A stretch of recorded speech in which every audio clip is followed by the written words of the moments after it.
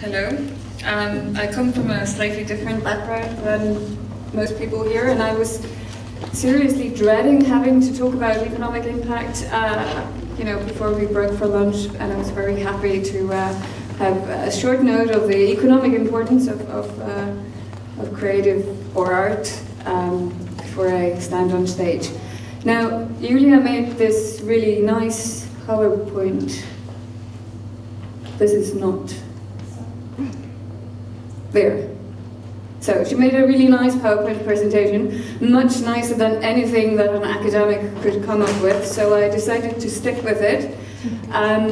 So you're spared all my usual, figure tables, and you get really, really nice slides instead. This presentation is quite a bit on the economic importance in the fact that we're talking about economic growth. And since 96 and 97, the politicians in the world have increasingly focused on creative industries, started in Australia, taken up by the Blair administration in the UK.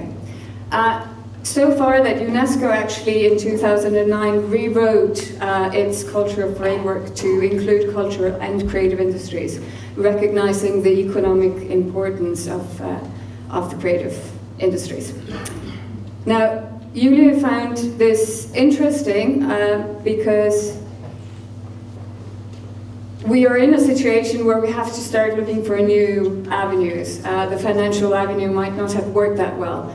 And she looked towards, or actually asked Anders Magnusson of his opinion, and he looks towards the US and the Great Depression, where investment was not only in sort of mega projects. And in Iceland, the debate has very much been power plant creative industries. And we have the arguments that, you're not going to build a new economy on cool, small design gadgets. So it's a highly active debate, mega projects or creative industries, often offset sort of against each other. Our argument has been that you need both, and that you should have both. Some of the figures that were mentioned just before about the growth, this is the creative industries seem to have been growing more rapidly than other industries. This is the turnover in creative industries in 2003 in Europe.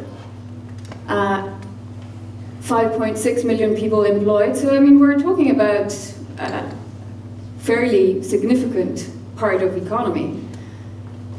2% grew faster than the overall economy in Europe, so yeah. But now to the core, the Icelandic case. Why am I presenting here? Well, firstly, we have recent figures. We went through the economic impact of creative industries recently, published a report in May 2011. This is a beautifully designed report. Found out that, yes, the creative industries are an important sector in Iceland, 1.1 billion in VAT turnover. So all the parts that are not VAT or exempt from VAT, like fine arts, theatre, are not in that figure. So it's an underestimation. But we didn't want to put something in by speculation. This is what we have figures on. 6.39% of the total VAT turnover, quite big. 9,371 people. Now, I was presented as a teacher at the University of Iceland. I teach at the business school. But I also teach at the Art Academy. And the day after we presented these figures for the first time, I was teaching at the Art Academy. So I walk in, many of the students were there because I sort of asked them to come up. I was afraid that not many people would turn up, but and the first one to raise her hand said, well, actually, it feels totally different. It feels totally different to sit in an art school knowing this. I no longer have to go to Christmas parties and stare my grandmother in the face and my great aunt and say, oh, what are you going to do when you finish? All of a sudden, being a graduate from an art school was something that was economically meaningful. and they didn't have to be ashamed of it. And I think that, you know, having figures is good. Having figures was in this case important because we had a large group of people that felt that they were being subsidized, that all public spending on the creative industries was somehow a, you know, like a, I don't know, a substitution. It was a sign that they couldn't live of it. The truth is, if we cut that out, we wouldn't have, you know, 3% of the export coming from the creative industries.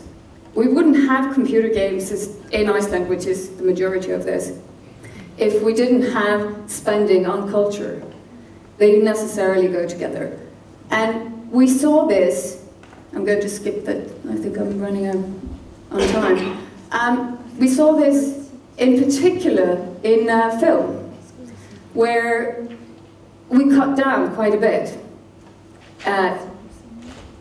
Economic crisis, first cut down was of the film fund. And we can just see it in the figures now. We were producing like, what, 5 up to 7 films a year? We're down to 2 this year.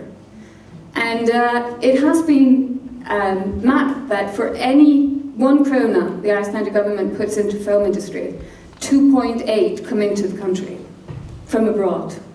So, so we have really fundamental figures for the fact that, yeah, the spending in culture is not spending in itself, it's investment.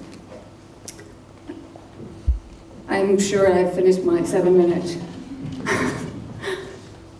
So, if I have 1 minute, I'm going to let Julie have the last word, colleague of mine, but so if you want economic growth from creative industries, you have to invest in it.